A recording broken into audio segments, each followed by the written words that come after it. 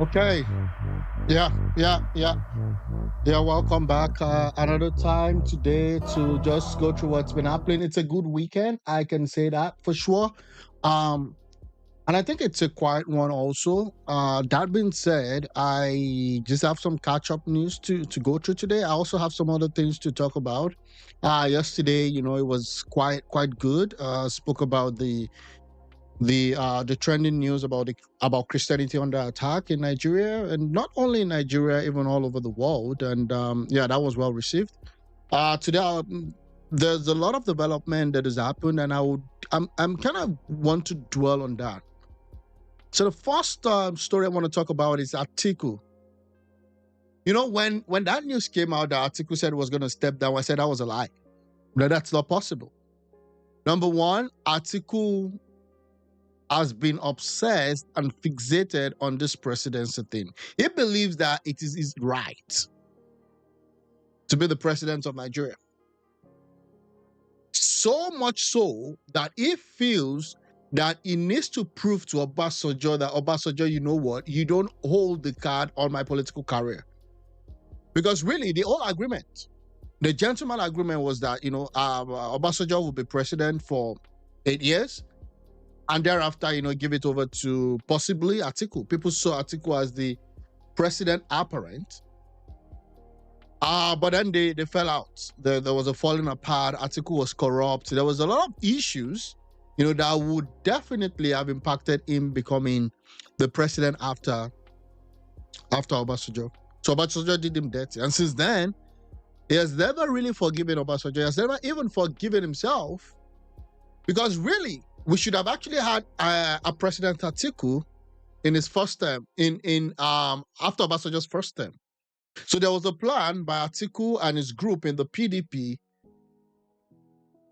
to take Obasanjo out after his first term presidency. A lot of governors were on his side.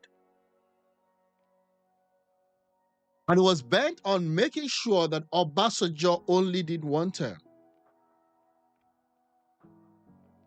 Now, you know what happened?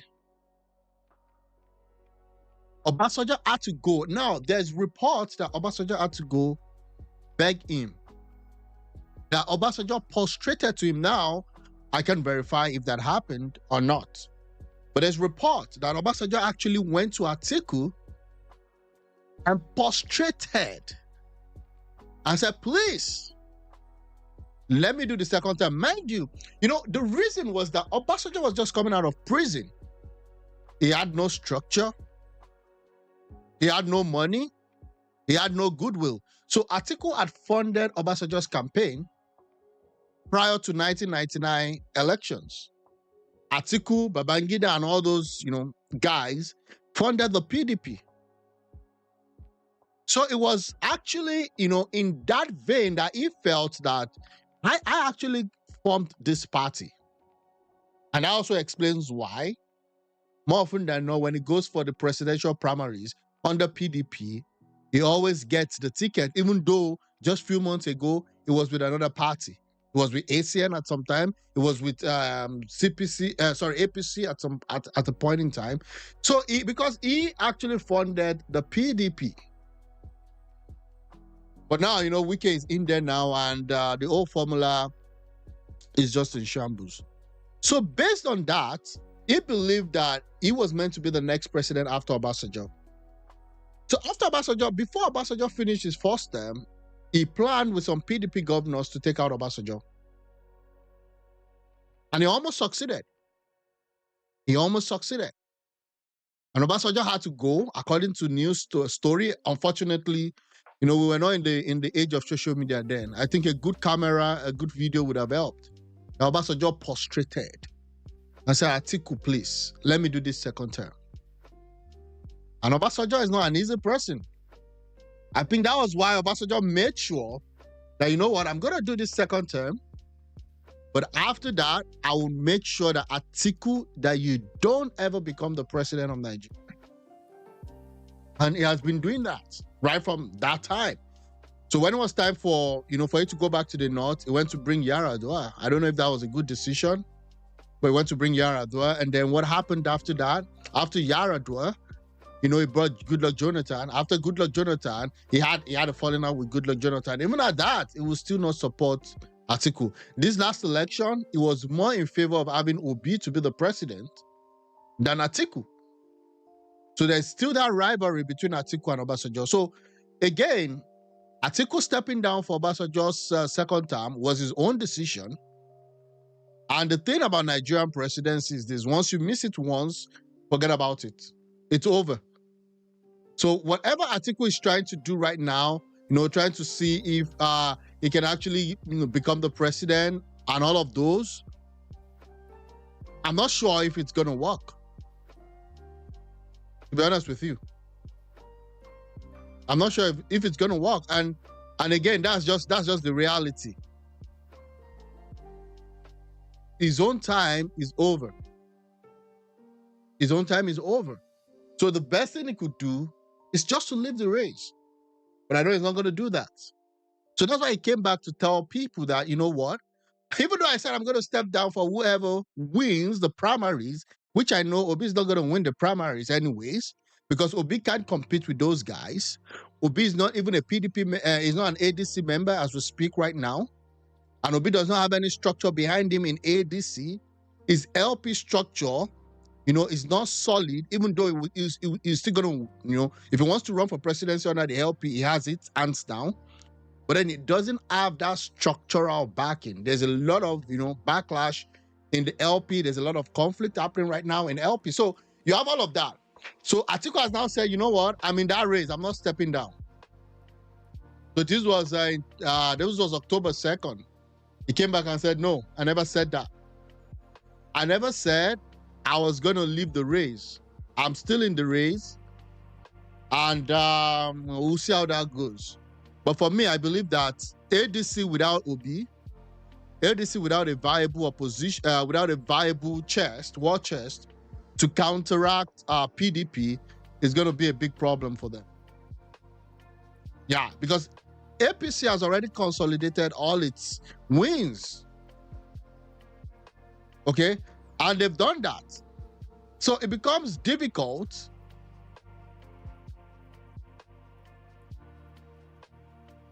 It becomes so difficult that, having had all those, successive wins, you have a lot of PDP governors coming back to join APC, and even other parties also joining the APC. It becomes very difficult, for you to go into 2027 with 4 or 3 different opposition parties. You have LP, you have PDP, you have ADC. And PDP has made it known that they're not joining the ADC. So they're moving on with their own plans. So I don't know how that will work for Obi. But again, that's that about that. Let me see this. So this is George Akume. All those people hanging around about coming in to rescue Nigeria, which Nigeria, if Peter Obi could not rescue Anambra, is talking about rescuing 36 states and Abuja. Let me see this one. He's a Muslim. Already said. It's like differences without division, rivalry in fellowship. We love this country. And we have to borrow from the example of Mr. President. He's a Muslim. He's at home with all of us, Christian, Muslims, traditionalists. Nigeria is a huge country on the move. And under his direction, we know that we are going to reach the promised land. I know he inherited a very bad economy. We're out of it today. Our GDP is growing at 4.4%. It's a record. And what you have in our foreign reserve is also a record, from 0 to $42 billion. What is people who are hanging around talking about coming in to rescue Nigeria? Which Nigeria? If Peter Obi could not rescue Anambra, he's talking about rescuing 36 states and Abuja. All these other people, I don't want to mention their names. They came, they saw, they didn't conquer. Even in their states. I think you are a journalist, and you also have to ask questions. I know what the federal government is doing. And you should also be interested in what is taking place in the sub-nationalities as well. So it's talking about subnationality, and I'm so happy right now because attention is beginning to shift. Because right now, if only thing you do and the only thing you talk about is about how the presidency is bad, and you close your eyes to the governorship, you close your eyes to the local government level or local governance in your own locality, then there's a big problem. So I love how people are now beginning to ask questions. Okay, this was what was your allocation 3 years ago. Now you're collecting times 3, at times even above times 3. What are you doing with that? Where are the hospitals? Where are the hospitals? Where are the healthcare centers for the local government? At least each local government should have a robust healthcare center. That's the minimum. For the states, what are you doing to the schools? So those are the questions that should be coming out now. That doesn't mean you shouldn't criticize the Tinubu's government. I still criticize them when it comes to security because that's on their exclusive list. And the result on ground does not even suggest that we're out of the woods when it comes to security. So again, it is what it is. Yeah. Question your governor, question your local government chairman, question your House of Rep member, question your senator, and then also question the presidency. That's how it works. But the problem is people are so fixated on this one man that they close their eyes to the irregularities and the problems that they have in their own state, which is really ridiculous. All we want to say, and rightly and correctly too, is that we are on the right track. We're being celebrated because we're doing the right thing under President Bola Ahmed Tinubu. The signs are already there that we're coming up. We're coming up and strong and solid. Fair enough. Fair enough. We're coming up strong and solid. I would see what happens. I'm not stepping down for anybody. Atiku. His Excellency Waziri reportedly said he will step aside if a younger candidate wins the primaries. This is Senator Sheung Soni. The key word here is primaries. It is easier for camel to pass through the hole of a needle than to beat the Waziris in primaries. Okay. Yeah, this is a word from the scripture. But it's okay. Party delegates are a special breed of people. Yeah.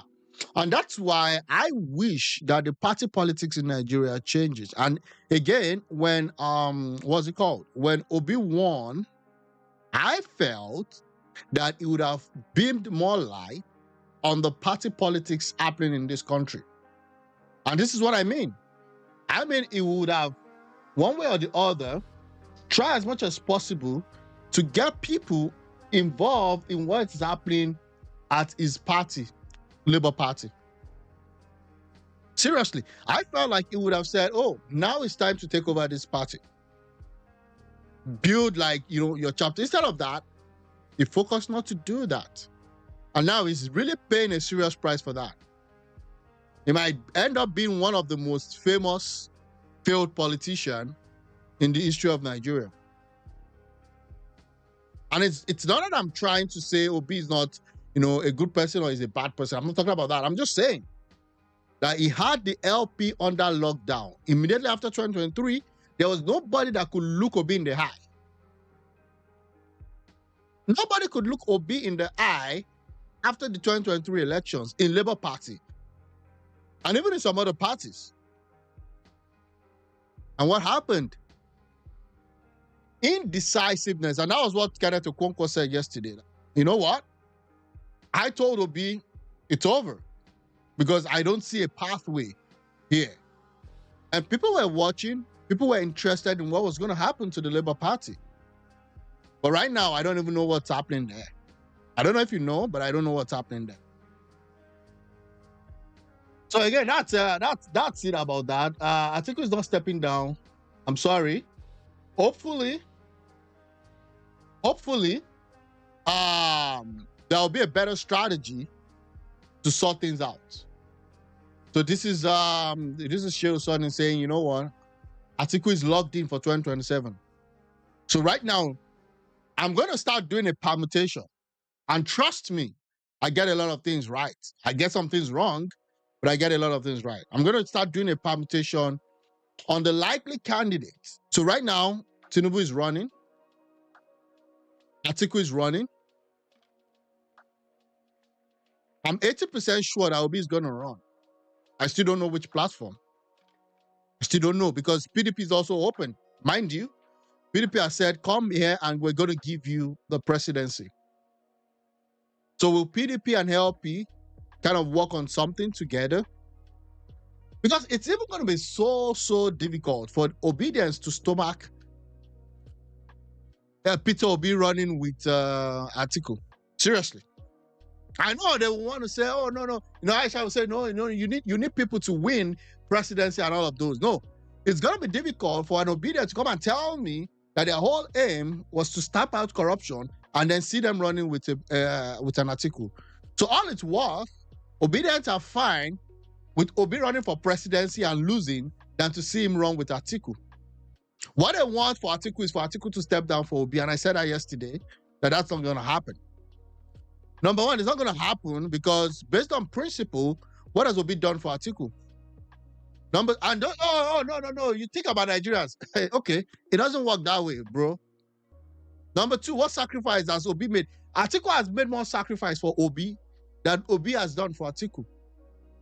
So on a national level, Obi does not have the right to tell Atiku to step down for him, and he knows that. And that's why he goes about saying, I'll just do one term. You do one time because you don't know what it takes to change the whole country. Nigeria, one time is not enough. I'm willing to step down from So again, that was a fake news by Atiku saying that he's going to step down, but he's not because he knows. Well, I met Tinubu. So this guy is an ADC guy, I believe. Well, Tinubu does not want to face Atiku in 2027. He did face him in 2023. What are you talking about?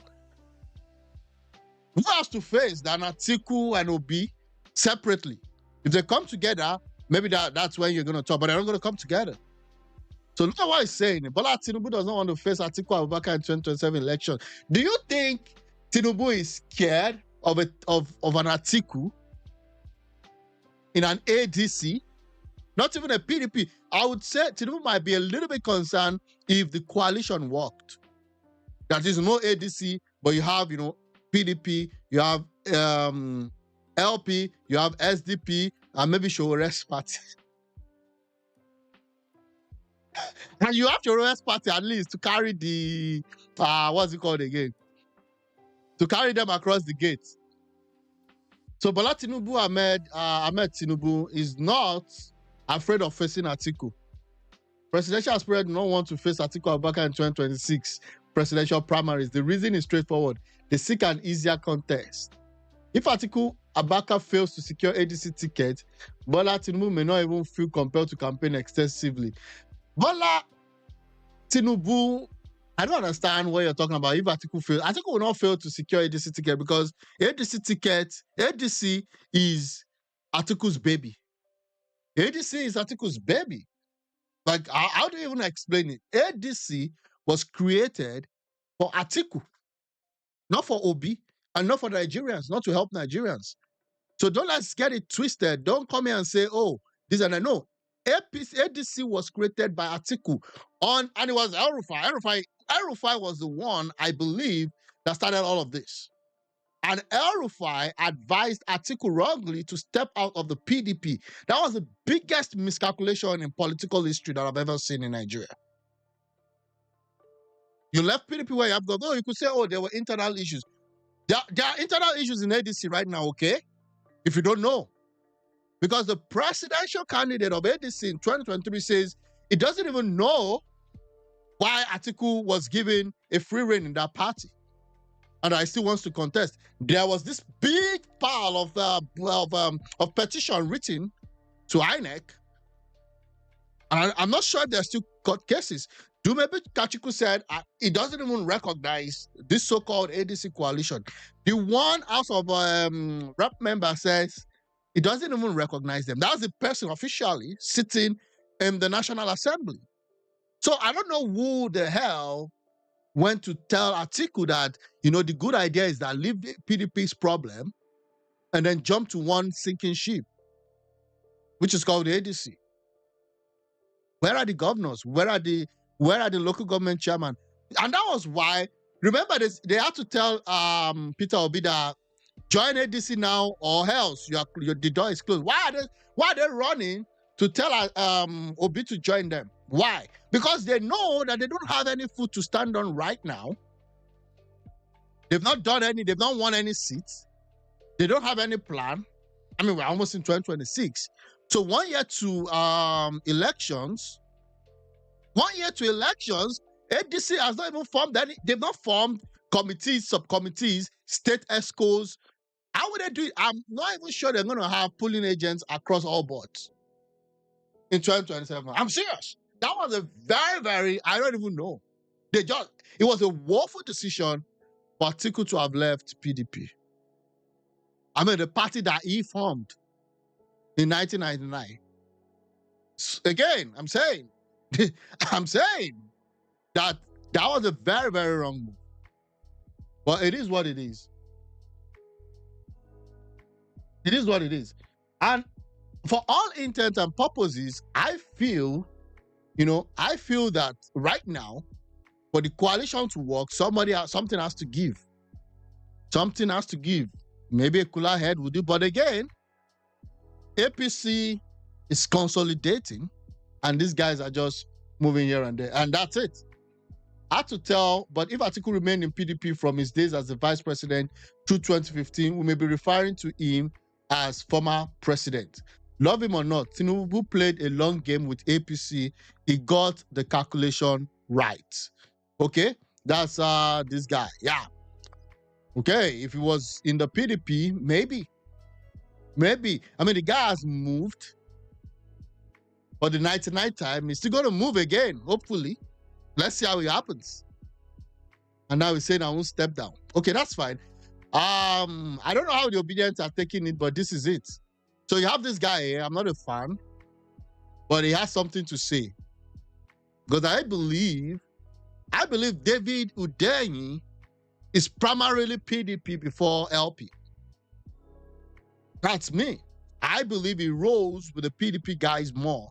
Forget about all these investigative journalists and all that. I mean, it's for those that don't really know how to reason and think. This guy is a partisan guy. He's 100% partisan. I believe he rolls more with PDP. He rolls more with the PDP guys. Then again, because, his followers are mostly obedient, so he's going to kind of give them the respect. But he rolls more with the PDP guys. He says, that APC fellows, that's what he said. APC fellows who said obedience create a scenario inside their head and then start rejoicing over the imaginary scenario was unfortunately not wrong at all. Why is he saying that? This is why I've been spending less time here of recent. You people are so depressing. Talking to obedience. This is obedience versus David Udenyi's clash. His reply to this lady, I don't know, First Lady Sheep, she's an obedient. He's saying, Senator Ted Cruz is no paperweight. The APC should be worried if they aren't already. At the last count, Andrew Scheer, Pierre Poilievre, and other influential figures have added their voice to the killing of Christians in Nigeria.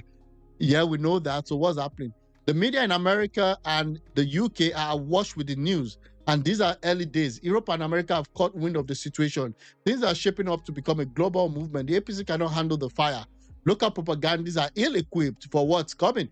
Again, whatever he's talking about here, talking about, that the U.S. is going to intervene in the issue, I believe that the security issues should be tackled. I've said it here again, but the 1,000th time, that security issues in Nigeria is a big problem. And I'm giving Tinubu a 0 on security issues. And I won't deny the fact, because I feel that you should take an holistic approach. Not you trying to stem out bandits in the northeast and the northwest or wherever they are in the north, and then they're coming to Kwara, North Central, very close to the southwest, and then there's kidnappings, and then there's armed robbery and all that. There's no place that is 100% safe, but we can know if security is improving in some parts. Look at what's happening in the southeast. I don't care who they vote for. I don't care if the Southeast gives Tinubu 0 votes. As long as they're part of the federation, I want to see peace there. And that's primarily, I know people say, oh, what are the governors doing? What are the chiefs doing? What are the kings and the Obis and all that? What are they doing in the Southeast? They can do whatever they want to do. As far as you're the president, it's your duty to ensure that there is peace there. And as long as you've not given them the police, I know you give them security votes and all that, they need to bring in peace there. But again, I digress. So we'll see what happens with Peter Obi. We'll be watching. You know, this guy says, I look at the whole opposition movement in Nigeria and I just shake my head. They're not interested in challenging the root cause of their problem. They are comfortable in repeating fruitless journey. If you point out that certain things they do are a waste of time and counterproductive, they will label you, I too know, and they ask you to come save them if you think you have a better idea. But again, it is what it is. Okay, yeah, this one is there. I'm not stepping down. Yeah, it's not going to step down. Let me see if I can watch one or two other things to see what's happening. Okay, this guy, it does a good analysis. I am not stepping down for anybody, Atiku. You don't see her? I know the talk and sis. I have done series of videos on. Everybody that knows what's happening knows that he's not going to step down. Kwankwaso is also there. And Kwankwaso is going to back Tinubu. See, this guy is saying Kwankwaso backs Tinubu. Kwankwaso was never going to back a northerner. Because right now, let me tell you what's happening in the north. For those of you who don't understand how the dynamics work. People think because Atiku is a northerner, he's going to just get a free bulk of votes in the north. You're going to have people vote for him because he's a northerner. I'm not disputing that fact at all. But this is what's happening. Buhari, before he died, was the what? Was a defunct leader of the north. Buhari was number one. No rival. No rival. Buhari was like, wherever Buhari goes, the north goes. Even when he had no party, once he shows up, he had all those bulk votes, but he couldn't win until Tinubu went to help him. Now, this is what's going to happen. The north really wants to, decide who is the person that they can look up to as the northerner, as their leader. Kwankwaso will never support a northerner, Atiku, to become the default leader of the north. Because right now, if you want to rate leadership in the north, Kwankwaso stands tall above everyone. So I will take a Kwankwaso in the north because this guy has a movement that is really, really crazy. Kwankwasia movement is badass crazy. I don't even think there's any other politician in Nigeria that has that massive focused movement. So and those guys, they have the influence. They're in Kano. So they are kind of, they don't know that this guy is it. Just yesterday, I was seeing him, I think he was distributing some gift again, to some people in Kano. So the guy is active. So he would not support an Atiku. Why would he support an Atiku to make an Atiku the defunct leader after Buhari? No. So he would rather play the game and see, how do I consolidate my powers? So when you take Kwankwaso, then maybe you can talk about other people. Then you have the kings, who on a normal day, they try to be neutral when it comes to politics. And that's why it was an easy question. I knew that Kwankwaso would back Tinubu eventually. Even if he runs for presidency, it's just in a disguise just to break the power and the wings of Atiku.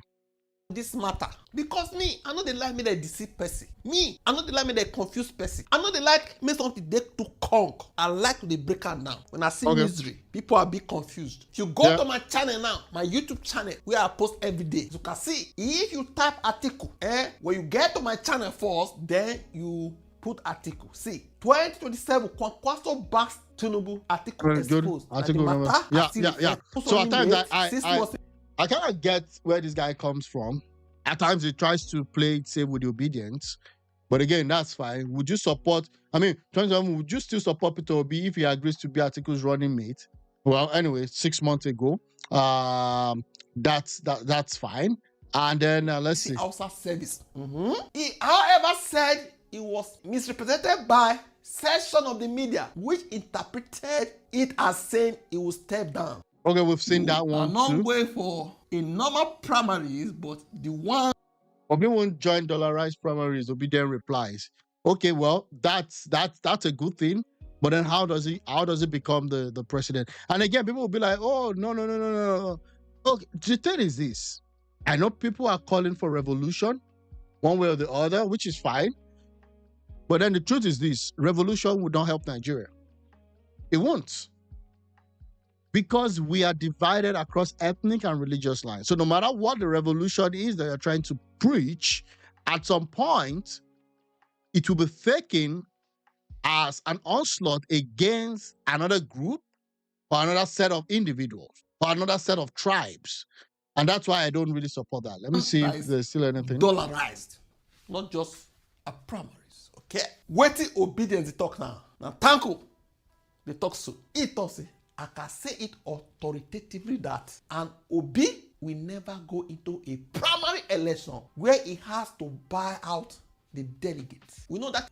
Okay, yeah. So in terms of going to primary election to buy out delegate, we already have a good example of that, where this guy spent zero to buy delegates in the last APC primaries. After paying 100 million for the presidential form. And we know he didn't pay a dime. I can say that authoritatively. You know what he got in the primaries?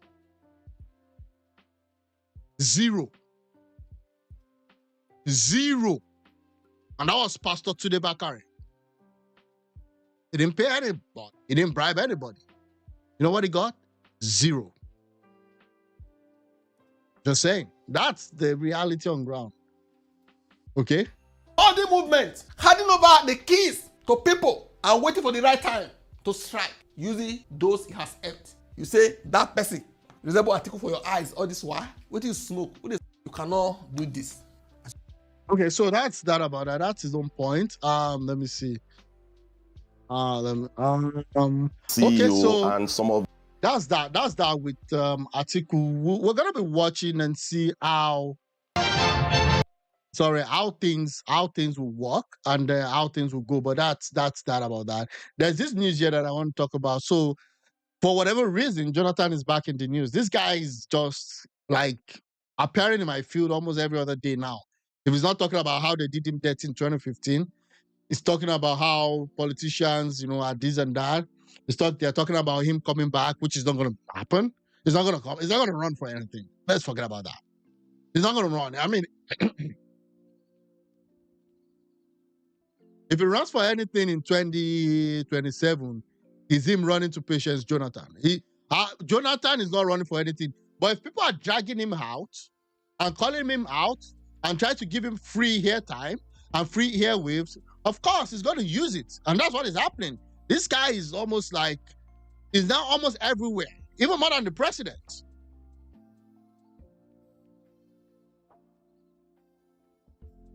And it sees that, again, it comes out to talk about how they abandoned him, how the US was against him in his presidency. Bro, you were the president, okay? People voted for you. And that's why when people said, Tinubu said, if Trump does this, he's going to do that and strike back. And people are like, don't you know, you don't know who US is. What the hell, who is US? This is Nigeria. We're an independent country. Although we're not going to go to fight with the United States anyways. But I'm just saying that you should be able to stand your ground on things and not let someone bamboozle you. And that's why I like the way Tinubu responds to Trump. I like both of them. I like Trump. I like Tinubu. I like the way he responds to him. And I like Trump will always care about his own America. Tinubu should care about his own Nigeria.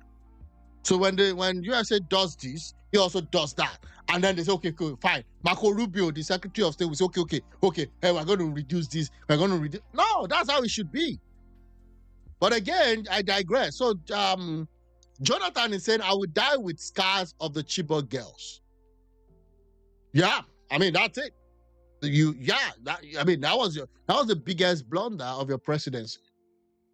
Not being able to tame Boko Haram. And again, I'm seeing Obasanjo also granting interview everywhere, talking about how his third time didn't go, that he had nothing to do with it, blah, blah, blah. But let's look at what Jonathan has to say. Thank you so much. I will not go through a lengthy protocol because of the time, but there are some few people that we need to recognize. Let me sincerely appreciate our president being represented by the Minister of Defense. Let me appreciate the chairman of this occasion, our daddy, Chief Olusegun Obasanjo. Let me also appreciate the person who brought us here and the wife, General Irabo. Thank you for gathering us to celebrate this book. The keynote speaker, let us appreciate the former NSA. Okay, we keep appreciating. Members of the National Scene, to the chairman for listening to the book reviewer who listened to the former NSA. So I don't really have politics with military. After leaving office, when I was in office, I thought that the military services don't play unnecessary politics. Well, we know there's politics everywhere, but they play the politics of within the army, not the kind of politics we play. But after leaving office, I realized that quite a number of professionals in the security services play dirty politics. He realized everything after leaving office. Dude was there for 6 years. I remember then they were marching for him to become the interim president or the acting president when Yaradua was on his way out. Dude realized that the politicians were bad after leaving office. Dude realized that the military were playing partisan politics in Nigeria after leaving office. Dude realized that Emefiele is a fraud after leaving office. Dude realized that Alison Madueke was a corrupt, evil woman after leaving office. Dude realized that Patient Jonathan was the one ruling all this while after leaving office. Wasted 6 years. Wasted 6 years of Nigeria. And it was like, oh, people didn't like him. Oh, people were too harsh on him. People didn't. What is happening in Jonathan? Things were good. Things were good in Jonathan because you don't understand how economic works.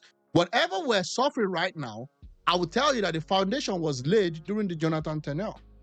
He got 63 billion in foreign reserves. 63 effing billion. That was given to him by Obasanjo. He had the best crude oil price on an average during his tenure. Remember, we were already living the, the global crisis that happened in 2008. So demands were started going up again. You know, petroleum price was starting to go up again. So he had a very, very good average price, $100 per barrel under his tenure. So he had a robust reserve given to him. He had the highest petroleum price given to him. And by the time he left, it took it from 60-something billion, it took it to around 30-something billion. And you had massive corruption. The likes at which the country never saw. So they perfected the subsidy scam, the foreign exchange scam under this guy. And when Buhari came, unfortunately, he also didn't understand what was happening. For 30 years, you know, the guy left. When he left as head of state, he came back and there was no improvement. I would even say it was worse. So Buhari came back and the arsenal of corruption was already grounded and he didn't even know what he was doing. So we spent another 8 years. 8 years, another 8 years, just going down. Going down as a country. And then Tinubu came and somebody saying that he should have removed subsidy. Things are now expensive. Bro, things was expensive. It was just being suppressed. There's no way you suppress an ailment. If you don't take care of it, at the end of the day, it's going to get worsened. So that was what really happened. So he realized politics everywhere. Maybe you should have realized it while in office, or maybe before you got to office, not after. Because after you realized it, there was nothing you could have done. You were already out. And that was the problem we had with you. The only thing I enjoyed during Goodluck Jonathan's presidency was Patience Jonathan. You will laugh. You will laugh. But General Rabo is one person that does not get into that. White is white, black is black. Thank you. You're a gift to this country. And the title of the book is quite interesting. Scars and the Boko Haram Conundrum. It is interesting because, when I was in office, and one of the major scars on my government, and would be on my face, and like Bishop Cook has said, no plastic or cosmetic surgeon can remove it, is the issue of the Chibok girls. Right. It's a scar that I will die with. But later on, people may know a little more details. And that's also to do with the Boko Haram. What do they really want? Of course, our chairman raised the issue when interviewed some of them, and they gave him some perspective. But probably one day, I pray that some of the Boko Haram leaders may be literate enough to document what they have done, so that people will really know what they wanted. Because it's like the story of the Nigerian Civil War. If you read one of the books, My Command, I think that's one of the first books that came out from President Obasanjo, because he was there. Then Ojukwu wrote his own, Because I Am Involved.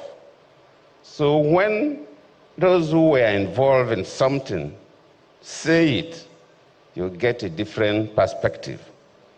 If you go through a research, interview a lot of people, yes, you'll get part of the story, but you will never get the full story of the Boko Haram.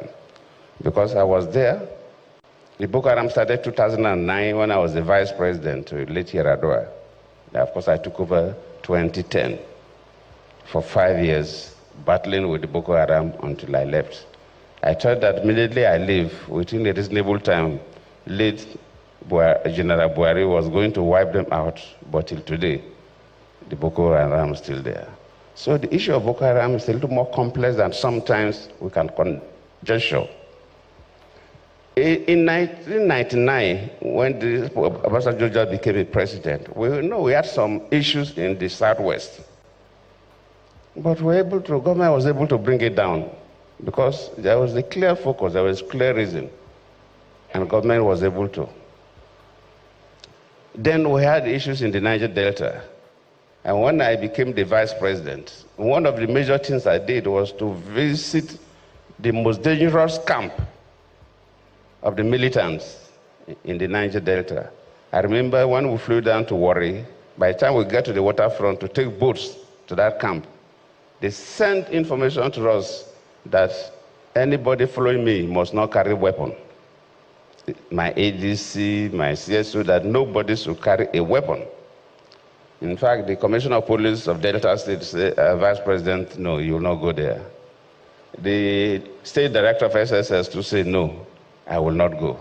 I told them I will go. So even my officers, my ADC, my CSO, and so on, they handed over their guns to the CP and the SDS of Delta State, and none of them carried a weapon. When we landed at the camp, these boys lying up one this way, one road this way, with their assault rifles, just facing the bush, not even looking at my direction as if there was nothing happening. We passed through them, We had a meeting with their leaders and so on. We had spent almost 1 hour there.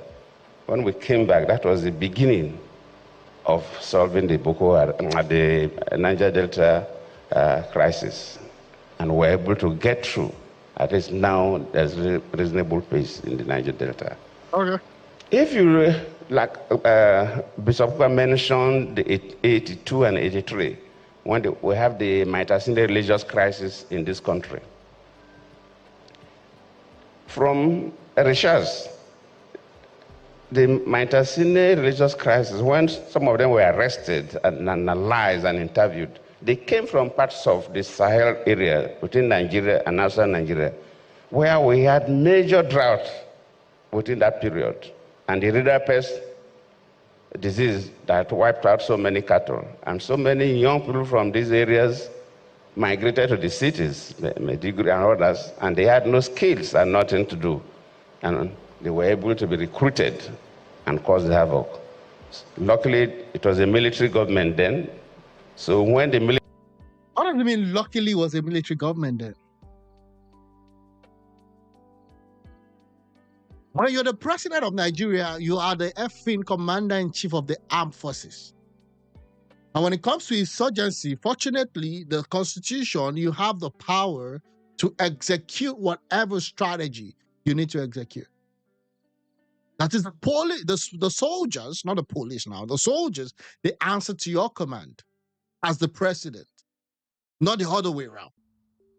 So the fact that you're telling me that luckily the military government, which we know destroyed our country, averagely, most of them, almost all of them were retarded. Almost all of them destroyed the country, Nigeria. That's why we're where we are today. Almost all of them, name them, I'll tell you. Most of the military leaders were evil. So when you're using the word luckily you had a military leader, and that was why I was so insurgent. So are you suggesting that for us to solve all the security problems in Nigeria, we should go back to the military regime that actually brought us into this level of dysfunction that has made insecurity fester? See what I'm saying? Again, I don't care. Like, when it comes to terrorism, you can't be playing soft. There might be issues with maybe extrajudicial killings, which you have to be careful and try to minimize it, but you have to be on offense and cover all your bases. What we've spent on security for the past few years is staggering, and nothing to show for it. Military intervened, they were able to bring it down because there was a clear reason. A reason of young people who were looking for survival, but they had no skills, and so on and so forth. So if you put all these things together, you begin to say, this Boko Haram, why is it that from 2009 till date, we've not been able to resolve the crisis of Boko Haram? So just like Bishop Kuka tried to raise on fundamental issues, yes, we need to approach it differently. Okay. The issue of carrots and the stick may be adopted. And yes, probably they need something. But if you look at the... My guy, if you wake up in the morning and all your aim is to go and blow up somewhere or to go and kill people, there's nothing like carrot and stick. Oh, they recruited them because they didn't have a job and all of that. Okay. You cannot make the life of those that are law-abiding to be your own guinea pig for insecurity. So again, I don't care. Like, carrot and stick, maybe it will work in some other climes, but if you're going out and you're going to kill people, burn villages at night, and roast people alive, sorry, there's no carrots there. If you kill people in the name of terrorism, you're gone. I don't believe in all this kind, and that's why some people try to bring up the case that Obi has in Anambra with respect to the killings and all of those. Till tomorrow, except there are real stuffs that says that Obi went against the rule of the day or against the law, and those people were not really involved in terrorizing the community, then I'm going to say, okay, fine, Obi's wrong. People try to use that to make Obi look bad. I mean, I'm not an Obi supporter, but you cannot be creating havoc and killing people at random and bombing up places, and then you're saying that, oh, it's now time to have a negotiation. I mean, these people are, those days in during 2011, 2012, you see the e-logs they use? Most of the banks don't even use that kind of e-logs. Do you see the artilleries, the tankers, the machine guns? That's not characters. Those are not people that are looking for job. The problem is this: if you don't go after the leaders, and that's where the problem is, the most populous leaders, the politicians, the kingpins, Those are the people that you need to actually fight, take the fight to. Not just the guy that does not know how to, that does not have what to eat, that is being recruited. I mean, if they are being caught in exchange, in fire exchange, who is to blame? But you cannot. One person's life that is law abiding should not be used as a sacrifice because you want to appease some group of people that kills indiscriminately. That has turned a lot of locations in the north to IDP centers. So again, I don't believe in the carrot and stick for terrorism. Maybe carrot and stick for thugs, for people sleeping under the bridge, for people stealing phones. But when you're killing people in the name of extremism, there's nothing like carrots. Weapons they use, and you value the weapons, then you know that these are not hungry people. So the soldiers that sometimes capture some of the weapons will see better. But the weapons they use, the ammunitions they use, sometimes they even have more ammunitions than our soldiers. What the hell? Why are you telling us that information? Why would they have more weapons? And you can trace all these weapons. Can you imagine? This is the former president of Nigeria saying that Boko Haram has more better weapons, which is true. But shouldn't that be said in shame? Shouldn't that be said in like a failure for even agreeing that effing Boko Haram, people will say they're hungry, that want to do carrot and stick, they have a better ammunition than our military. And you came out to say that out loud. And you knew then. And then the reason was that they said U.S. would not sell weapons. To hell with U.S., I'm going to get a weapon anyways. There are ways to get weapons that is better than Boko Haram weapons. You don't need to go to the U.S. Even if U.S. put a sanction on Nigeria to say you're not going to get weapons, there are ways to get weapons. There are ways to get way, way, way better weapons. But because the politicians, the kingpins, are complicit, and you don't have the balls to say, you know what, one person will not be killed in the north. You have to go through me. That's why we have all this. That's why we have all this. So it doesn't show that they're hungry people. And where are these guns, sophisticated weapons coming from? No, you're the president. You were the president. We should be asking you, bro. We should be asking you, where are the guns coming from? You're going to tell us where the guns are coming from. I'm not the one. I mean, I don't hold any political power. I don't even have money to say I want to do some deep level investigation. You shouldn't be saying this, Jonathan. After 6 years as the Grand Commander in Chief of the Armed Forces of Nigeria, you have the Navy under you, you have the Air Force under you, you have the military under you, you have the police under you. And now we have the Guguru Defense. Bro, this is the president. Oh my God. This is the ex-president talking. Where is the weapon coming from? And you begin to see that Maybe it came from 4chan or from the dark web. the external hands are also involved. To hell with the external hands. To hell with the external hands. You know what they do? They size you up. They size you up. Once they see that you don't really know what you're doing, and once they see that you're not tough enough, then they strike. That was why when Buhari came into power, before Buhari came into power, Boko Haram activities started dwindling. So they had, decided that they're going to push back all those terrorists a few months to election, just to give Jonathan a good name and buy him some more grace. So what they did was they decided to push, I think, from 22 local governments to less than, double digits.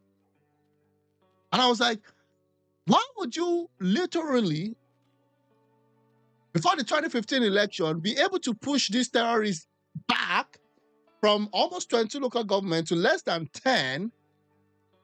Why did you do it years before the elections? Okay? That was the first thing I felt like, this doesn't make sense. Then that left. Then Buhari came in. And Buhari went out on them for a while. Then all of a sudden, Baba was sick. And then Baba lose guard. And now we have all this Pinta group all around the place. Especially when I was a president. So it's a bit complex. And it's not a matter of a single story. But I believe as a nation, we have to look at the concept of Boko Haram and approach it differently from the conventional approach. I believe one day we'll get over it. It's 2025. One day. We go better one day in our poor man's prayer. So that means it's quite painful, to be honest with you. To be honest with you, it's quite painful and it's underwhelming. That in 2025, we're talking about a group of terrorists. And people are like, oh, you're not there. Yeah, why are you talking about? Okay. Let me freaking tell you. If you want to solve terrorism, I have the formulas. I have what it takes if you want to solve terrorism in Nigeria. And it's not me. Do you know that around that period when Boko Haram was also Boko Haram came before ISIS? Boko Haram came before ISIS. Where is ISIS today? Where's Al Qaeda today? They've been decimated. ISIS is not like ISIS still exists, though, don't get me wrong. But you can't see them trying to say, then that idiot will sit down, and then you have representative from the federal government negotiating with terrorists. And those guys will sit down like they're in charge. In a country where it's ruled by borderlines and constitution, that's not how you solve terrorism. You eat them hard. You don't understand. Like, you're telling me now, like, ISIS is still there, but really, they're as useless as it comes. Why? Because they went after them with weapons. They went after their financial sources. Anybody related to ISIS, they neutralize you. They eat them. Eat them from the front, right, center.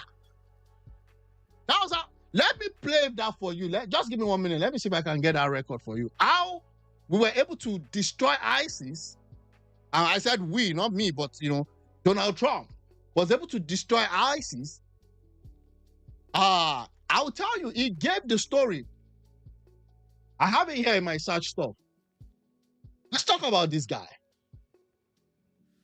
Okay, let's see. Yeah, let me see this one. Day off. I flew to a lovely place called Iraq. And I flew at night, and I got there at night, and I said to myself, this is interesting, because they say, sir, all of the lights in the plane, sir, are going off. I say, why? Because we're getting ready to land. We're an hour out. I said, what about the shades? Well, we want it better than that. Maybe light gets through. So we turned the lights off, put the shades down. This is a big 740 Air Force One. And we're landing, and I go up and I look. And I've landed. I like to sit with pilots. I respect people that know what they're doing. And these are the best in the world. I really do. These are the best in the world. And the pilot says, sir, we're landing in approximately 1.5 minutes. I say, but there's no runway. No, sir, the runway's right up there, sir. I say, I don't see it. I have pretty good vision. At least for my age, I have good vision. I guess for my age, I have great vision, but I don't have vision like a 35-year-old captain. He said, no, it's right up there. I said, I'm sorry, Captain. How about this? Should we lift off and try to get Captain? There's no runway. Anyway, no, he said, it's right up there. And we land. There's practically no lights. These are little pin spots. And I said, think of this. We spent $7 trillion in the Middle East. Okay, $7 trillion, not naira, to fight Middle Eastern stuff. You may not like the decision, you may not like the war, I don't like the war and all of that. They spent so much money, no results. That's what's happening in Nigeria. We spend and spend. Oh, the new budget for stuff is so trillion naira. nothing to show for it. You're spending all those monies when there is no leadership.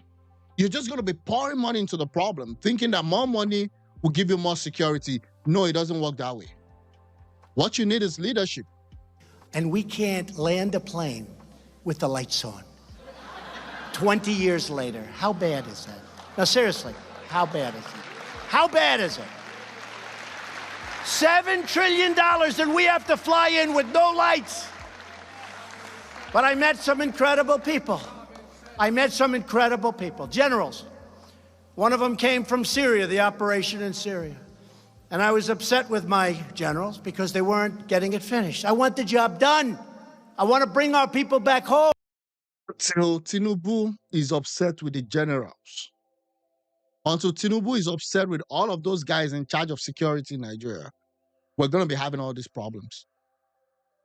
Until Tinubu is upset with someone going to church again on a Sunday morning and not even sure if they're going to get back home, or people sleeping in villages and then you just have their lives cut short, and then you have so much, obituaries, so much corpses out there. You're not going to have any solution on insecurity. So that was it. Number one, what did this guy do? And this is the pathway. This is how you solve insecurity. He flew to where the insurgency was. At that time, it was ISIS. So Trump left Washington, went to where they were battling ISIS. When as Tinubu carried his plane and saying, I'm going to Borno? Or when has he carried his plane to say, I'm going to Kwara State, Okeodo? No, seriously. And that's why I'm saying I give Tinubu a 0 when it comes to security. When did Tinubu say, oh, what happened in Okeodo where people are leaving the village? I don't care if it's a village or if it's an economic center. Where?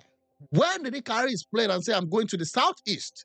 And I'm not going to the southeast to go and commission one bridge where people cannot use. What I'm saying, I'm going to the southeast. I'm going to those areas where they're saying that this is the hotbed of insurgency in the southeast. When? Because I don't have any record of that. If there was one, it was going to Benue. I don't even know what happened. The guy had to turn back because there was flood. And the roads were bad. Maybe not his fault. It's fault of all the successive years of military regime and PDP and APC's party ruling.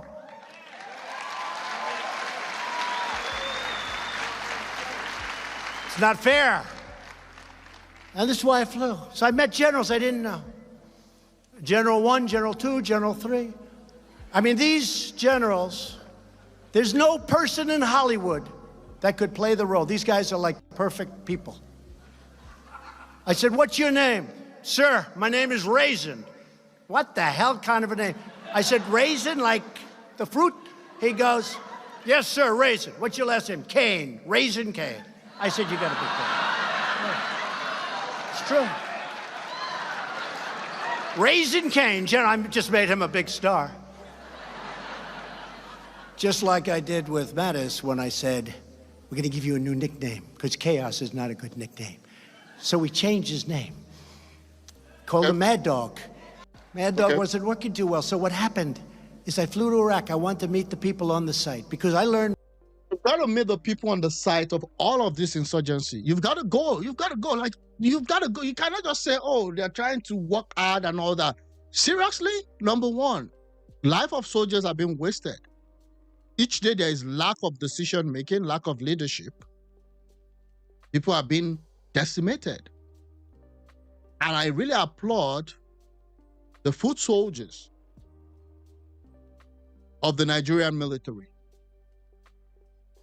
There is no crazier job that you can be in Nigeria today than for you to be serving as an army officer, battling insurgency in some of these places, in the north, in the southeast, in the creek, and all of those. But the reason why we lose a lot of them is because there's lack of leadership.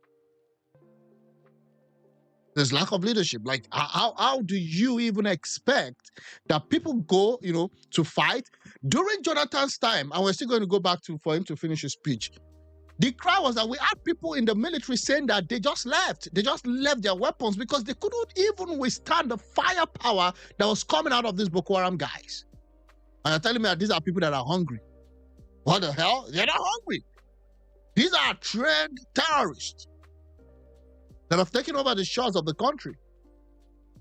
Soldiers were given weapons that could not even fire during those Jonathan years. And then they said a U.S. placed an embargo on weapons. To hell with U.S. If I'm the president and I have terrorism under me and I cannot do that, then is that how you get out of the kitchen? Or you talk to those people financing that and say, it's between me and you. Is that how I go? But this thing can never happen. Not one more person. Not one more person. We keep spending trillions and security keeps getting worse. Okay, so how did Trump solve the ISIS question? Because that's where we're coming from. Don't lose focus. How did he solve the Al-Qaeda and the ISIS question? Because they were already taking part of Syria, Iran. Turkey was being threatened at the time that he had to use the courts. So how did Trump destroy ISIS within a very few short months that Obama had created? You know, Obama, I told you yesterday that Obama was one of the worst presidents you could ever have in the United States.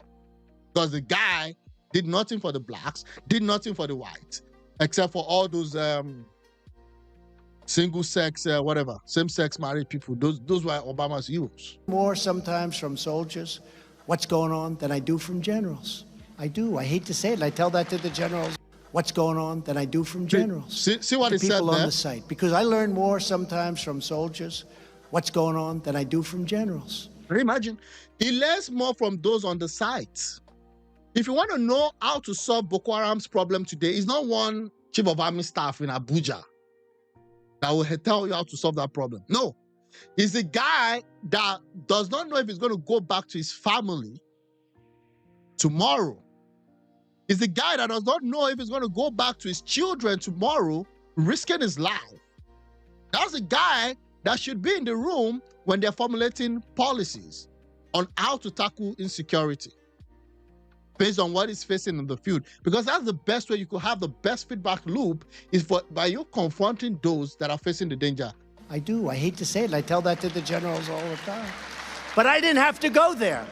I didn't have to go there because I landed this airport, the most incredible thing. We must have spent $3 billion building it.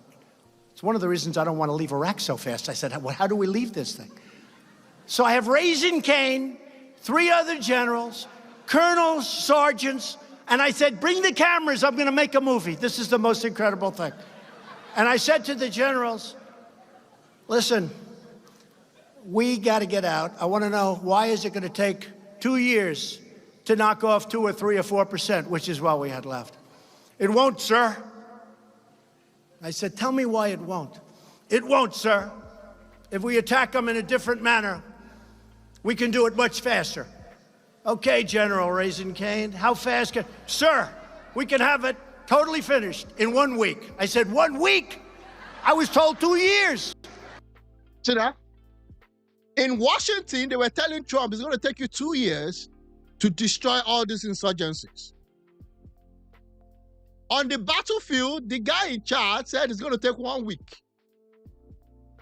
So, see the difference, see the disconnect? Why? Because the guy in Washington, they need to be bringing supplies to the military. There's a company in charge of that. There's a company in charge of weapon delivery.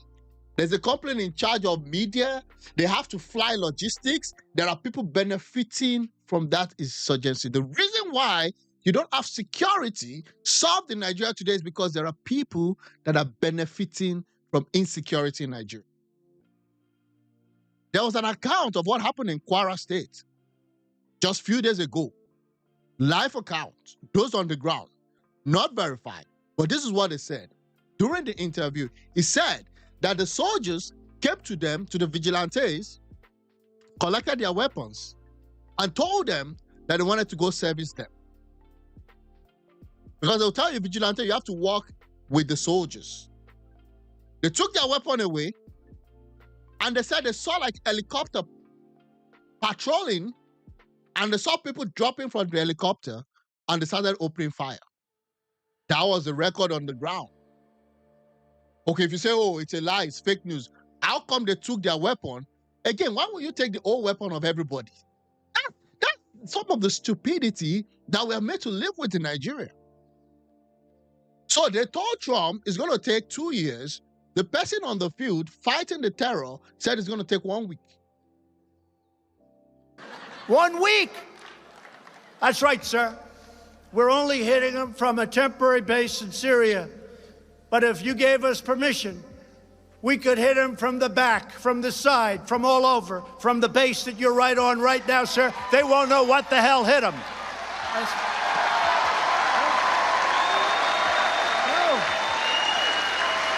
They won't know what the hell hit them, sir.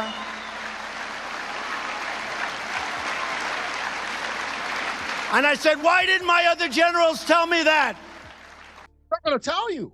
I tell you the problem that is happening. They're not, because they're benefiting. There are contractors benefiting from the insurgency happening all over the country. There are politicians benefiting from Boko Haram, from all of this whatever in the southeast. Do you think it's the person that is hungry, that doesn't know how to eat, is the one that is causing all this insecurity problem in Nigeria? No. No. It's the guys that are benefiting from the supplies, either from the military side through budgeting, increasing the budget because they've increased their budget in multiple folds since insurgency started, or the other people trying to have an ulterior motive or an ideology to Islamize or to also dominate certain parts of the country. Insurgency, and that was what someone said, Abacha said that if insurgency lasts for more than 3 days, then the government is involved.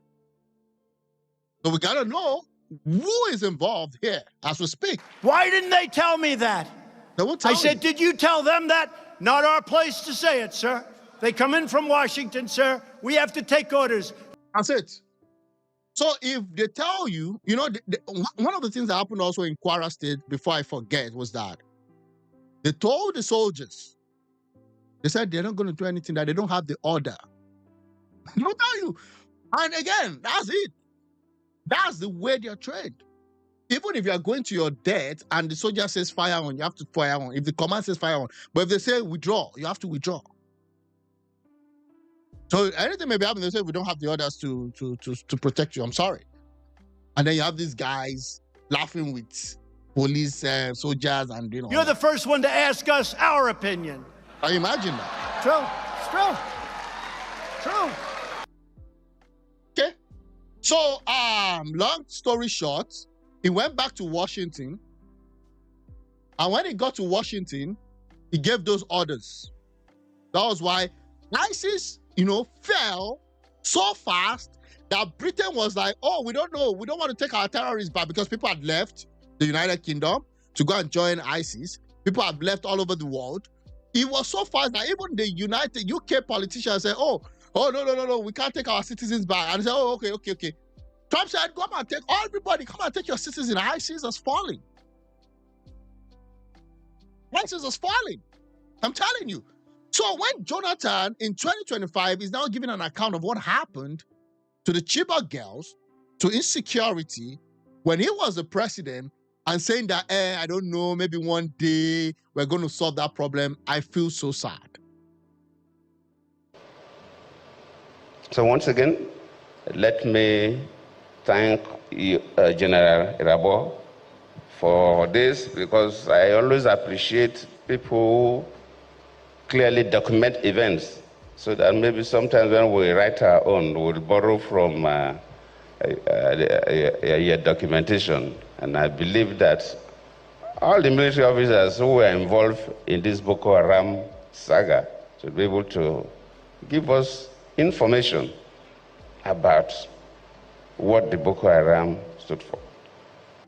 You should be able to give us information, because they prospered under your reign.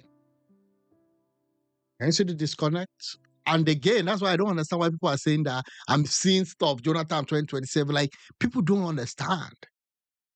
Jonathan 2027? What the hell? See, I don't even know what to say. Let me just finish this video. If it is only about hunger, because we try different options, I don't need to give a sermon. It will look as if I am trying to defend my own government. That will come up later when we will document, we write our books. But I believe we took different options, set different committees. We tried our best within that 5 years that I was there. I believe late Buhari too must have tried his best, because one of the committees we set up then, the Boko Haram nominated Buhari to lead their team to negotiate with government. So I was feeling that, if they nominated Buhari to represent them and have a discussions with the government committee, then when Buhari took over, could have been an easy way to negotiate with them, and they would have handed over their guns, but it was still there till today. Fair enough. I believe the government, luckily the defense minister is here. The service chiefs all are represented here. I think we will need a slightly different approach, and God willing, we will be able to resolve this crisis. I thank you all. Okay.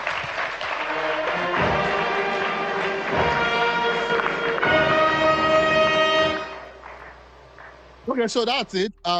Unfortunately, Boko Haram or insurgency crisis has not been. I mean, the military, they are trying. I'm talking about those on the field, those fighting, not those making decision in Abuja. And that's it. Again, let's listen to Obasanjo's account, because Obasanjo gave us Jonathan, right? He gave us Jonathan. He gave us Jonathan. Gave us Yaradua. Let's listen to his own.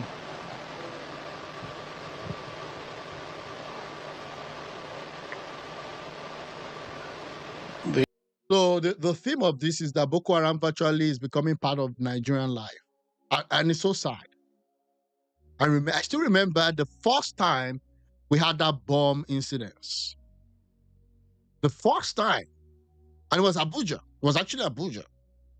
I think it was TUC that was bombed. I think around 2009. And I was like, what? I thought it was just one-off. Then it became like an every other day thing. And then it was like spreading across local government with their ELOCs, with their machine guns, with their tankers and all that. It's crazy. The author and the celebrant.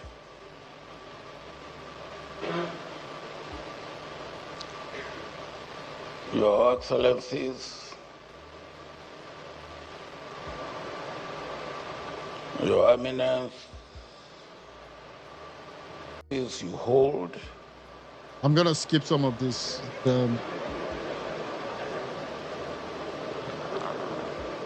Distinguished ladies and gentlemen, let me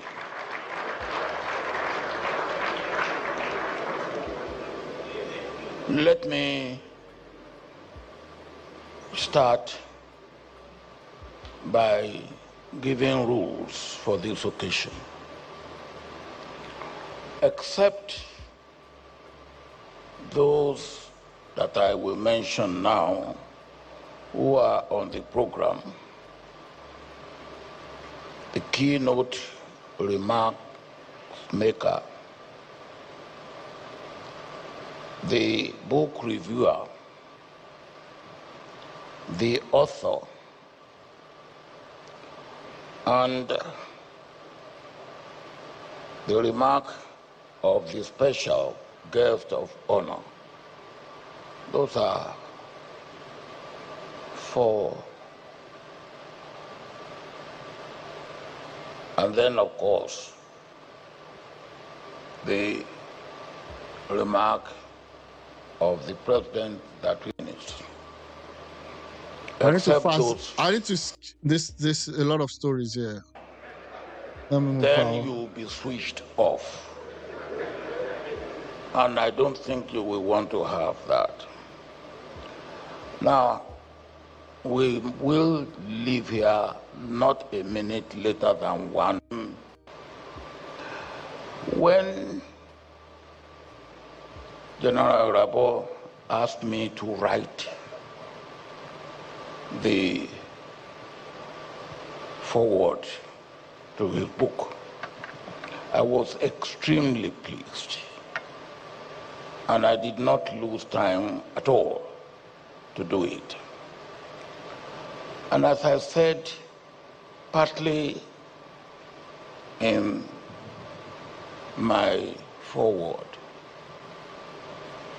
this is the first time we are getting an insider, an eyewitness person to say it as he sees it, he satisfies them.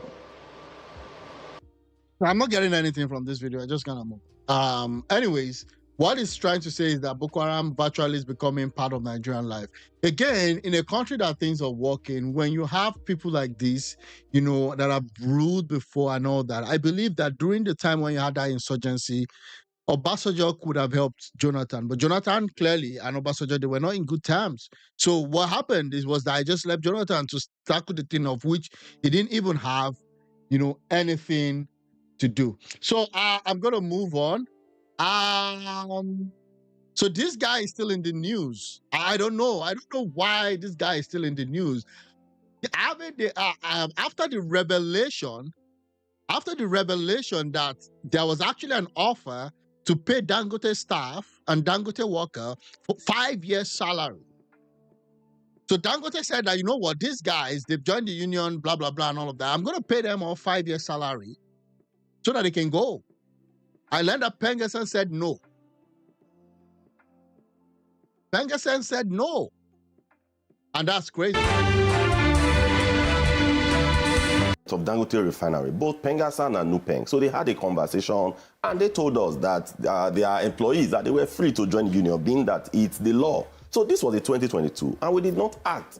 All this while, we waited and we allowed, you know, the refinery to settle down. They started producing AGO, started producing PMS and all that. Even while the employees, they were coming to us that they want to join Pengerson, we asked them, hold on a bit, until the MOU that was signed between between Dangote management and Nurtw, as witnessed by NLC and TUC. So they gave a 2 weeks window that within these 2 weeks that the workers are free to join the union.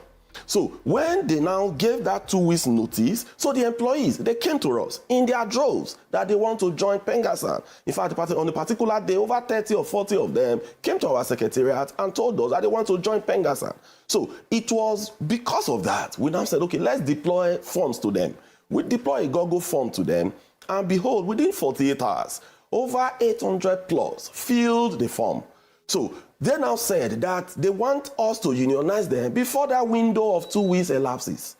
So that was why on the 22nd of September, that was the day that 2 weeks window would elapse. That was why we now sent them the form, sent Dangote the communication. We sent Dangote a letter informing him that, or rather the management, that these people, that they have registered with us freely and voluntarily as required by the law, that they've registered with us and that moving forward, they are now our members. These are the pro-tem executives. So we did that on the 22nd of September.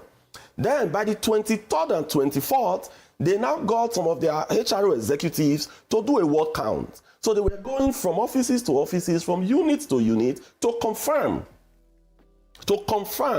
if these people, if they truly subscribe to Pengerson. So they were ticking the box.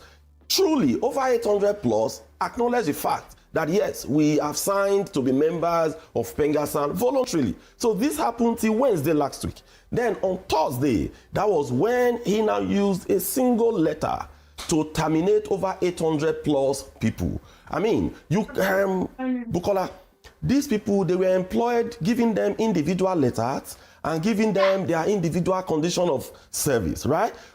But you now use a single letter in terminating everyone. That is quite not correct. That is not how it should even be done. To terminate an individual, you give him his own letter, but with a single letter, they terminated all. So this happened on Thursday. Then I and my executive, we had a meeting with the Congress of the Pengasa members in Dangote, whereby we gave them a lot. I mean, they told us what the challenges were. They explained to us the issues and that they were at the gate that morning.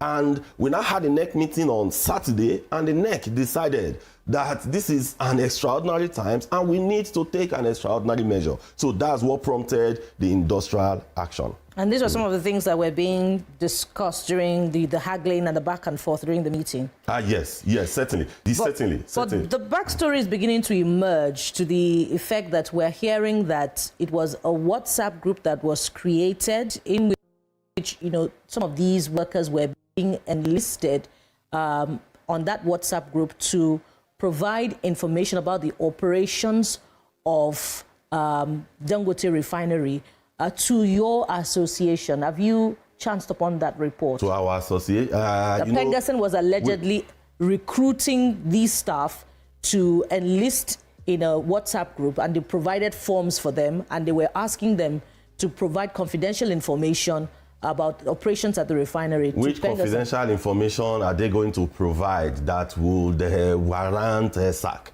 You have 800 people. I mean, they created a WhatsApp group, which is normal. Bro, what are you talking about? Again, I'm not for, you know, I think, you know, there's a place in the Bible that says the rich answers roughly. It's Dangote, which I always say that if you go to Google and Google who is the owner of Nigeria, Nigeria will not come out. It will be Dangote. I believe that Dangote actually took that thing way, like it came out blunt and it hammered them in a very, very brutal way. Again, I understand it's his business. And unions can be very funny at times. But at the same time, sacking 800 people who just a week before you had said these are the best set of workers you could ever have in Nigeria. They've been trained, they're very good. Some of them are even going out as expatriates to other countries. For you to now say you're sacking them based on performance. Because that was the reason. Dangote would not have said because they joined the union. But the reason Dangote refineries gave was that they were sacking them based on performance, and they were doing certain restructuring, then that also was bad. Again, there are a lot of blames to go around. But if truly there was a WhatsApp group for 800 people, then forget it. Dangote is no longer in charge of that company. Because within that 800, you know how chat rooms work. There will be another sub. And then that was really a risk. So I kind of understand that Dangote, who has been facing a lot of battle from different unions, I kind of understand why he also went hard.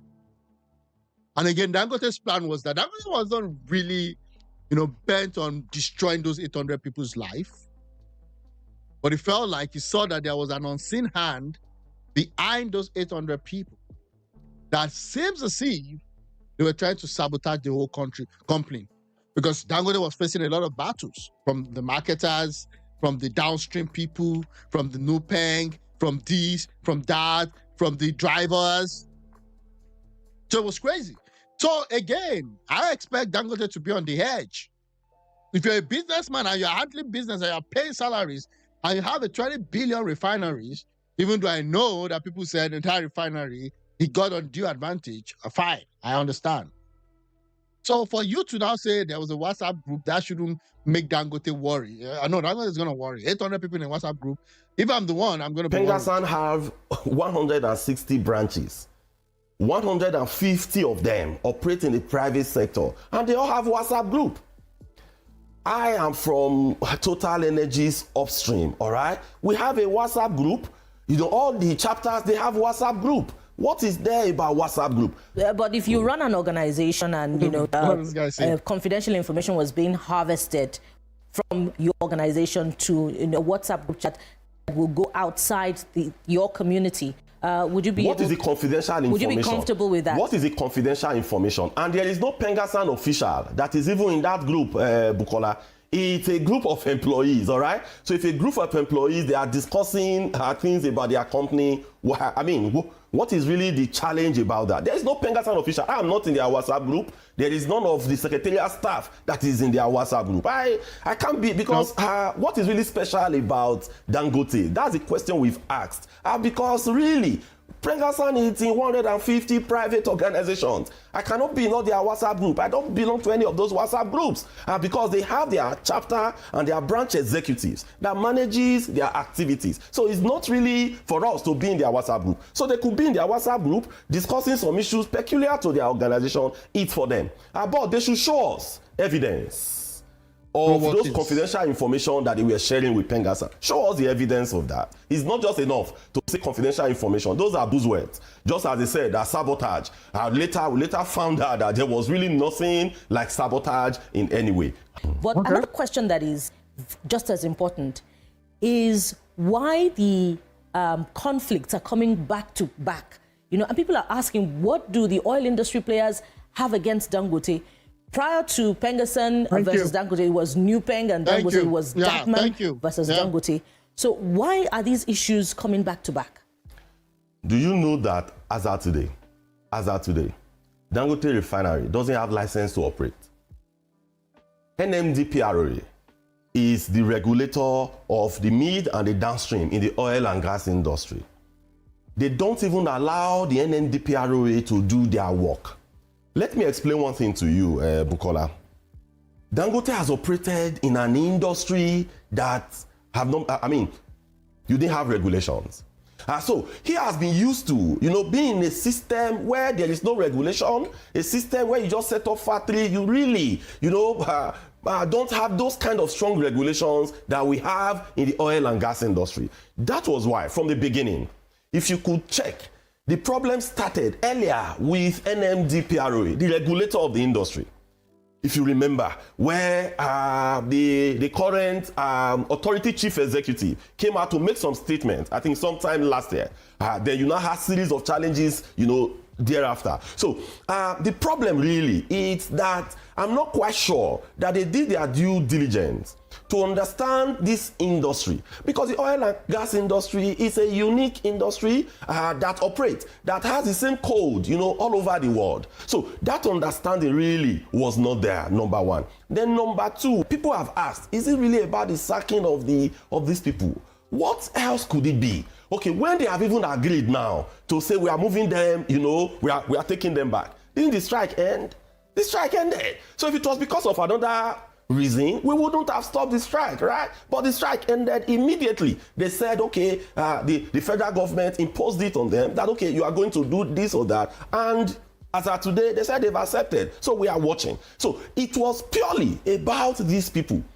When you tell someone a saboteur and you disengage that person based on that reason, that person would find it extremely difficult to find job anywhere anymore. So they apparently the 800 people, that were involved, it's sad. They were just the chicken or the pawn in the whole scheme. That there's nothing like, I don't even know how they want to move on with their career, and that's why I'm still waiting. I don't know if they're going to ask him that question that they said they were going to pay them 5 years salary. I want to know if the question is going to come up, because truly, to be honest with you, I kind of get where Dangote is coming from, but at the same time, I'm not going to be like, I'm sympathy for Dangote. Dangote is a mafia. So is Lumelu. So is Otedola.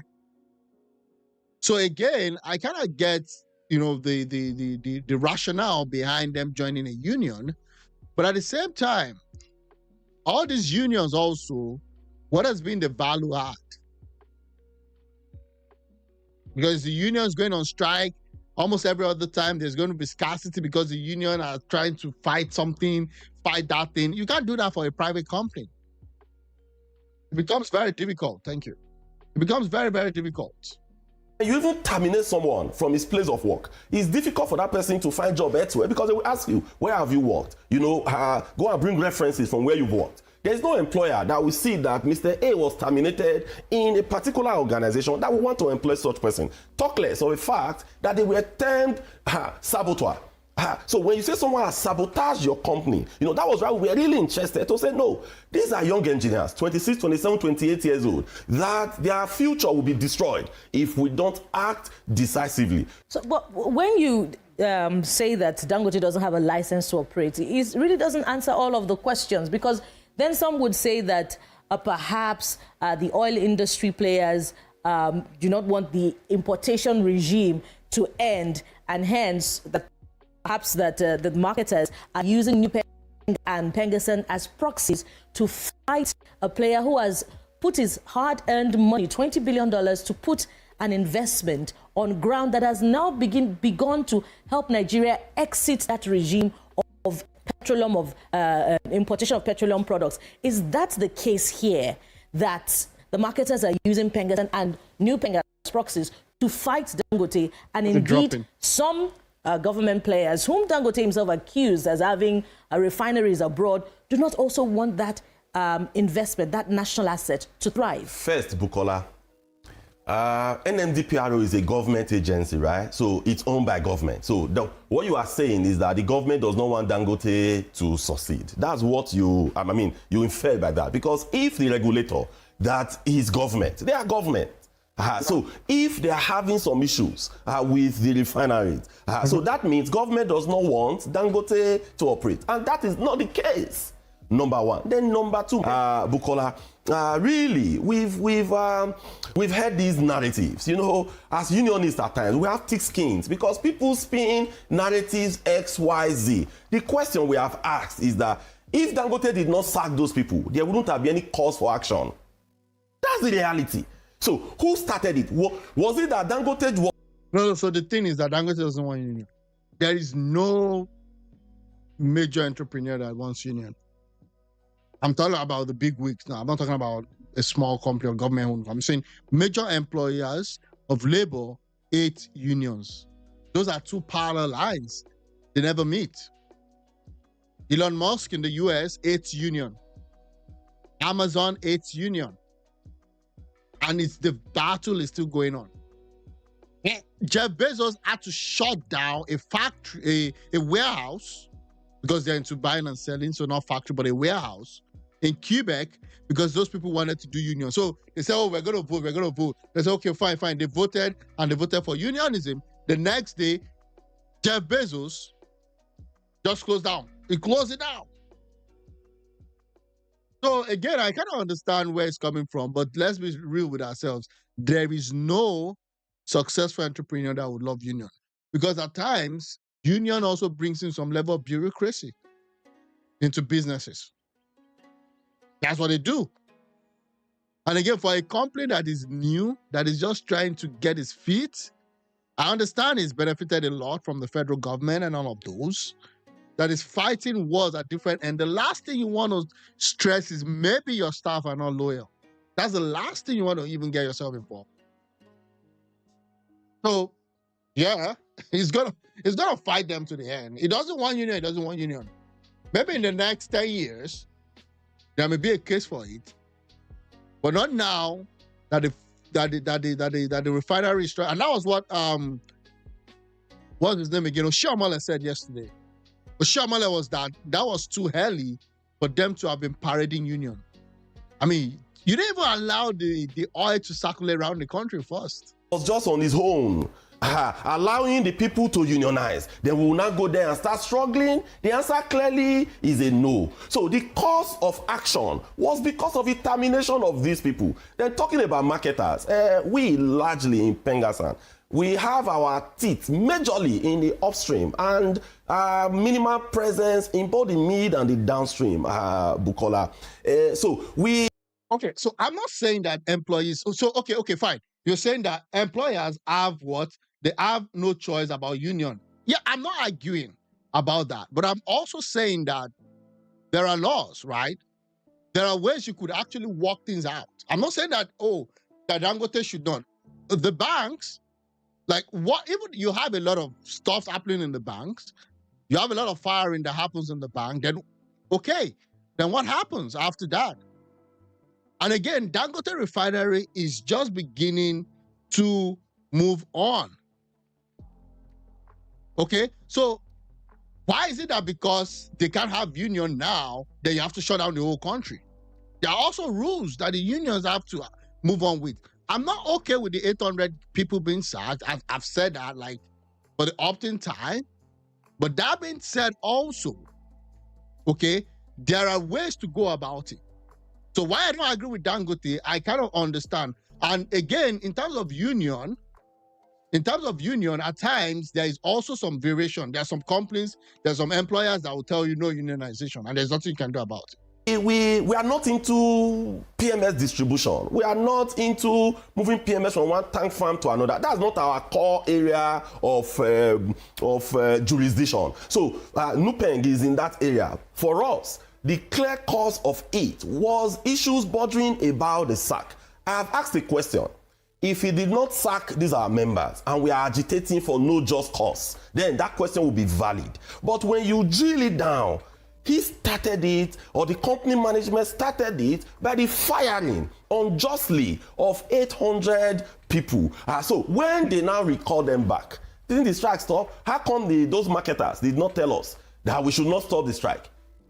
If they were actually the one using us. We don't have any relationship with them whatsoever. So they're totally unrelated? No, totally unrelated, 100%. They just happen to happen coincidentally. 100%. But we'll find out just how trite that argument is in line with other concerns also that some other players, you say Nurtw and Nupeng, are also, working to retain an old template that Nigeria should be exiting from. But that will be after the break. This is hard copy on Channels Television. We'll pause for a break now. When we return, understand the backstory.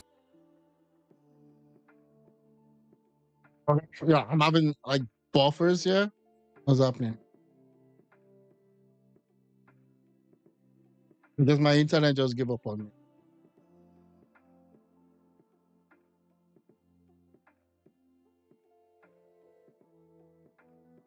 Okay. Yeah, I'm gonna move on. I mean, there's nothing I can do. I just have to move. Why will Mr. Ologunagba do such a thing?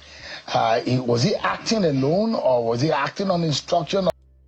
Okay, moving on to, so this is PDP's internal issue. I'm interested in what happens because that party has become a shell of itself. This is a party that had prided itself in,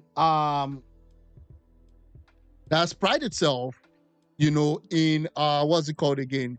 Being able to dominate Nigeria for 60 years. So the PDP's plan was that they're going to dominate Nigeria for the next 60 years.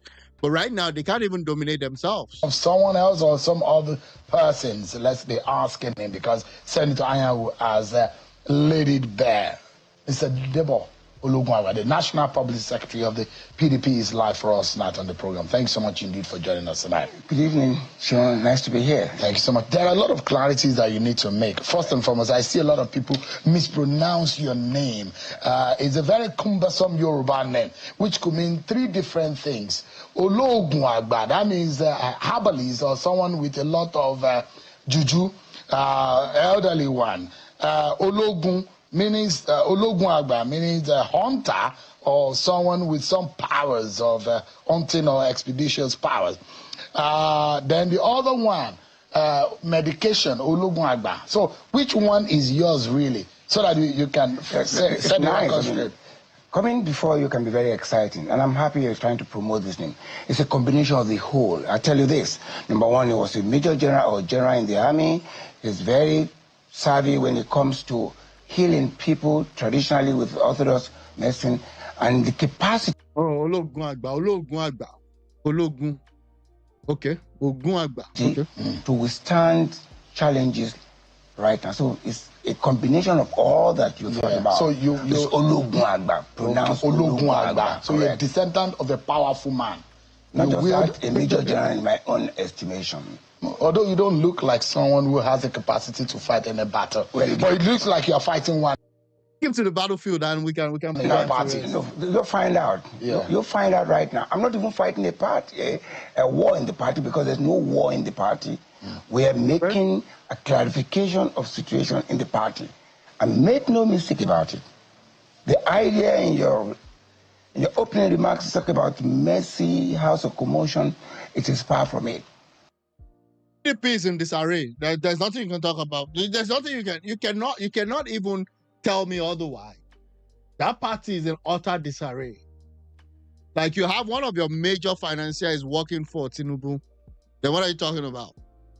The issue in Rivers State, you guys couldn't resolve it. I mean, there's been a lot of battle. If today is between Wike and Fubara, tomorrow is between Wike and then you have Governor Sheyi of Oyo State. So the party itself is into a lot of internal wrangles. I understand. The PDP is solid. The PDP is together. Do we have irritations? Yes, we do. Do we have people who disagree with certain things? Yes, we do. That is the beauty of democracy. Because we're truly a democratic party, and we have contestation of ideas, and people come with different backgrounds, different views, and different interests, there will be clash of this. But the capacity of the PDP that makes it a truly democratic party is that we have inbuilt in our system, in our constitution, what I call a dispute resolution mechanism. And that is what has come and brought this party from 2015, from inception up to date, and we're doing exceedingly well when it comes to that. The beauty of your party, as you have described it, or whether or not it's not in a commotion, is debatable, because the optics are saying otherwise, and that's why we need to get into this matter tonight. Correct. So first and foremost, let me ask you, who gave you the authority to release that statement? I tell you, thank you very much for this clarification. Because it's important for Nigerian and indeed our members to understand that membership of a party is free. There's free exit and free entry. So you can decide to enter. But what is key in a political party is that the moment you subscribe to the constitution of that party, you're bound by the provisions of the party. And to that extent, I come to your question. Number one, there's a national working committee that acts and sits and takes decisions on behalf of the National Executive Committee. And that's why, in the wisdom in this constitution, the expectation is that every quarter, once a quarter, that the NEC shall meet. And the NWC shall present through the chairman, through the NEC, about the activities that have been taken on behalf of NEC, which they can either ratify or vary or reject. Now, in this process, and I've come here tonight with the constitution of the party, this document is almost complete in the sense that it makes room for every foreseeable situation. The chairman is the chief executive of the party. That's provided for in section 35.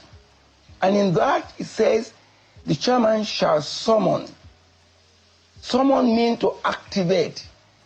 Okay, this is really boring. For all the problems in PDP, I mean, I just have to listen to this sometimes and then move on. I'm getting to the end of the podcast today. Let me just see if there are some other things that I have in here that I'm not even, watching. Please be seated. Thank you. So they're talking about Nnamdi Kanu's regaining his freedom in no distance future. I think they should. I mean, I think at this point in time, maybe they can just talk to, the Southeast is getting involved. Umahi and Governor Oti is also saying that now. And I think the Deputy Speaker also spoke to that effect. At some point, I think maybe they need to just get into some level of agreement. But any agreement they get to that does not involve rebuilding of the Southeast doesn't make sense. And I don't know if he has learned his lesson. It's just crazy that you have Southeast in the current position that it is. The Deputy Speaker of the Federal House of Representatives, right on. Let me move on. These are just stuffs happening with respect to God. Let me see. I have some bookmarked stuffs in here. My favorite part of this movement is when Shehu Kibale, despite his professional commitment to neutrality, his body betrayed him by expressing the shock. Oh, I think I've seen this one before. for example, to fix Nigerian power situation? So you went to Egypt. Thank you. So let me learn from them. That's it. It took Egypt 5 years. So we're not going to fix overnight. But remember what I said. Nobody expects 100% success. They want 100% effort. If development. But you're not criticizing Tinubu based on that. You're not. They're not criticizing Tinubu based on, oh, nobody's expecting effort, success, you want effort. What will you do differently if you become the president of Nigeria today? What are you going to do differently? And that will be the question here. What will you do differently on the issue of power? Unfortunately, Obi wasn't able to articulate his point. What you do governance must be measurable. So if we decide, okay, we are now at 4,000, so we can decide I'm only going to do 8,000, but annually there must be improvements. How would you do it? How would you fix power? It's not rocket science. It's very simple. It's very simple. Okay. Now, no. How will you do it in Nigeria? Let's forget about Egypt, or let's forget about Bangladesh. Let's forget about Indonesia. How will you do it in Nigeria? The 3 countries that improve power in the recent time, unless one did it yesterday, at the time I went to Egypt, we are 3 countries in the world: India, Vietnam, and Egypt. And those are developing countries. So, governance is about learning from best practices. It is not rocket science. So what do you feel? Have you identified why I'm over 40 and I've not, in my lifetime since I was born, I've not experienced constant electricity, and my children were born into a similar situation? The question is, have you identified what the problem is? Yes, the problem is in failure of leadership. That's the problem of electricity. Everything. If you have a determined leader, he will learn, he will ensure implements it vigorously. Like the president announced that he's happy that the opposition is in crisis. No, you're missing the point. He said, well, you guys should solve your problem, but if you can't solve your problem, then he's happy. We'll go there and solve it. As governor of Anambra State, you see me say it every day.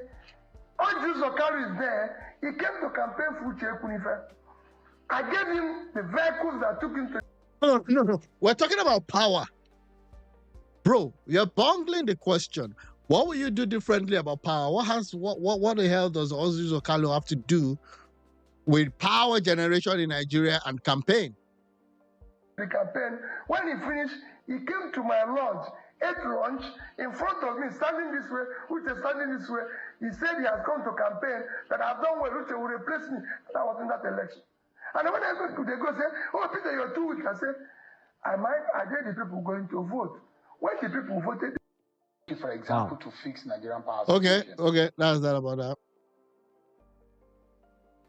Oh, so this is the tweet. Officials in Nigeria ignoring and even facilitating the mass murder of Christians by Islamic jihadists. It is time to hold those responsible accountable. My Nigerian Religious Freedom Accountability Act will target these officials with powerful sanctions and other tools.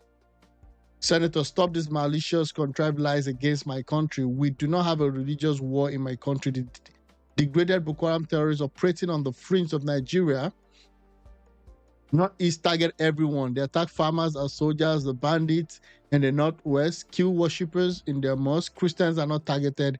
We have religious harmony in our country. Stop this malicious lie. This is a sponsored script. It does not reflect the reality on the ground. Nigeria is degrading Boko Haram systematically, and the day is near. Okay, there's no mass murder of Christians in Nigeria by Islamist jihadists. There used to be. You are a liar. So what would happen? Just solve this security problem. I will not even wonder who is, because anybody killed, either Christian or Muslim, is an individual, is a human being. So I think we need to solve that problem. Let me see. Okay, let me go to this. What exactly is wrong with Peter Obi? Always choosing free ticket. Let me see. I'm sure maybe you probably beg Tinubu to step down for Peter Obi in 2027 because not at all. But that's what you're saying invariably. I mean, a lot of people have asked, what is wrong with Peter Obi competing in an open campaign? So can't he go ahead and face Atiku in an open primary? Because that's what some of the people against him normally say. That, you know, he wants everything to be done for him already and he just emerges. That he should go and campaign in an open campaign. And you said he has an impeachable record. People are saying that against him. They are saying a lot of things against him. In his state, for instance, they are saying, you didn't turn the state into paradise. Some of the opposition figures against him are saying, you didn't turn the state into paradise when you were there. They're also talking about money that was kept in safe havens, although Mr. Peter Obi has come to explain himself on that, but these things keep coming up. They're also talking about his support for, you know, groups and not be able to condemn activities of insecurity in the Southeast. A lot of people are also saying things like, oh, he didn't do as much as he claimed. He was also hypocritical in his time. So why is he being shielded? Why can't he be made to run in an open contest against Atiku Abubakar and the best man wins? Why are we begging everybody? That's why I say at this rate, maybe we'll probably beg Tinubu to also step down for him. Oh, well, we'll see how that goes. It is illogical to add Tinubu to the fray or to the table in this particular case, because what we have done is to identify Nigerians or leaders who have the compassion and the pulse of the people as a priority in their individual commitments. So President Tinubu doesn't have the pulse of the people that Tinubu and the compassion. No, I don't. With all due respect, I don't believe he's one. So that is why he's not in the equation. This guy doesn't know what he's talking about. Before now, this guy does not know what he's talking about. All the things that can be said, every rot that can be put by opposition against a quality candidate. It's not the first time. Awolowo struggled almost the last quarter of his life. Oh my God! I was going to Awolowo. Nigeria. Nobody gave him a chance, but. So he shouldn't go for primaries. What are you talking about? When the man lay still in death, even the Ikemba of Inewi or Ikemba Inewi said, here lies the best president Nigeria never had. They said that about Buhari. When Buhari went for the first, second, third, and the fourth, like, oh, if he didn't win this time, Buhari would have been the best president Nigeria ever had. We've seen that today. It's not different with Peter Obi. Okay? Okay? There are systems, there are rules, and there are reasons why there are rules. So you can't come and tell me that, oh, because they said, oh, who knows? I don't know. I don't know because he wasn't the president. But all this story of this will be the best president I ever had, I think that should have stopped with Buhari. When he came in with hope and change and then gave us nothing. Even Jesus Christ, he was, when it was, there was an option to choose between the rogue, the thieves in Jerusalem, and the Savior. They chose the thieves. So but there was an election. There was an election, even in the case of Jesus. Okay, so again, I don't understand the perspective from which you're coming from. Just because your guy cannot win primaries, be freed and the Savior to be crucified. All right. So we don't expect that Peter Obi will stand up for election and there will be no mudslinging or digging up of all kinds of materials to malign him. Okay. But like you said it yourself, Mr. Rufai, that he has come and explained it. And I'm sure you were satisfied when Mr. Obi explained that. I don't think Rufai was satisfied. Let's just be honest. I don't think so. Boko Haram did not nominate Buhari as their mediator. Okay, yeah. I think we've spoken about that. Yeah, I think we've spoken about that. Yeah. Okay. Kubara is back. Kubara is back and it's been blowing hot. You know, now that he survived the impeachment that never happened, you know, he's blowing hard now. He's warning the secretaries that, the permanent secretaries. Yeah, let's see what happens.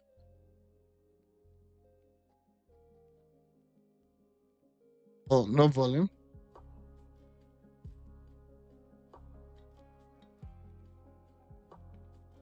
Okay, so these are no volume.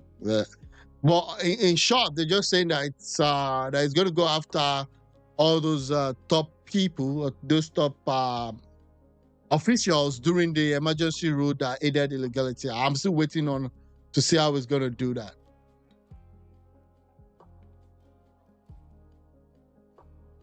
So we know what's happening in Abia State. So we have the Minister of Works, Senator Engineer David Umahi, representing President Buhari.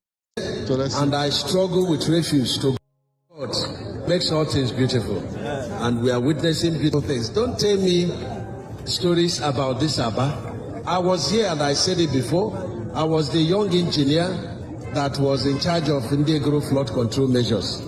So I lived here and I struggle with refuse to go to work. I struggle with, a flood to go to work.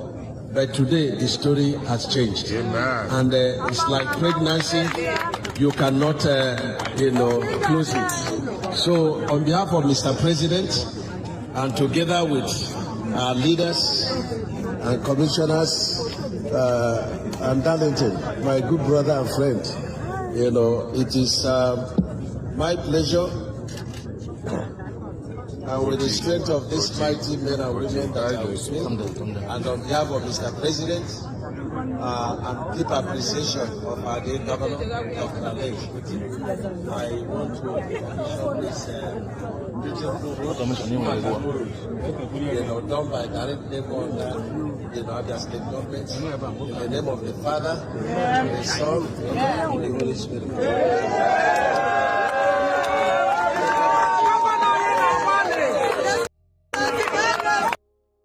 Yeah, I think having Governor Oti in Abia State is a breath of fresh air. I don't even know what all those other PDP. That's why I'm not always, sad when PDP is like, who should be a main opposition, is getting himself messed up. Because I don't see what these guys did when they were in power. A lot of them as governors, and some of them now as senators. Okay? And that's just crazy. This government taxes struggling citizens and small businesses heavily while indulging in extravagance. Billions are spent on new presidential jets, yachts, and luxury cars. Okay, we've seen this one before. Let me see. Yeah, how do they think about this? For Nigeria. Okay, I've seen this. Yeah, that's what it is. Okay, I think I've got to call it a day for today. Thanks for tuning in. I really appreciate your time. Have a good one. Yeah, thank you.